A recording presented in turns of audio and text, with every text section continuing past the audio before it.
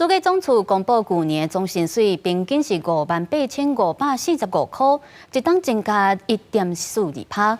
不过因为通膨等等的因素，实际总薪水颠倒减少1.04%，这是11档来倒球上济一届。另外，人力银行调查，过年了后有9成1的新劳拢想要换头路，其中5成8是已经在转道啊，主要拢是营造建筑业，也阁有传统产业制造业的员工。对着镜头，甲网络顶的观众安怎受薪减肥？伊是44岁陈先生，虽然过去6年拢伫咧健身中心做管理的职务，不过薪水只敢若3万6。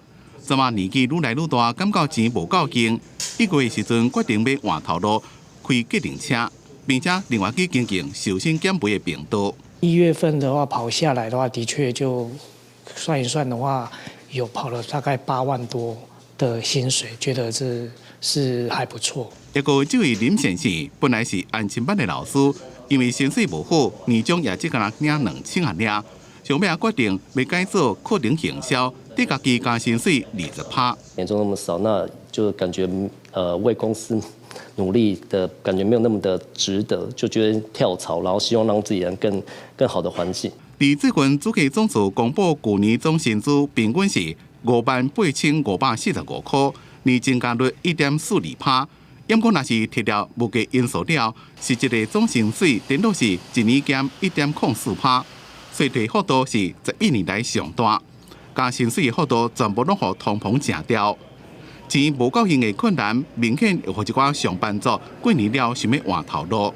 人力银行调查就发现，伫过年后有9成1的上班族想要换头路，是最近5年来的新高。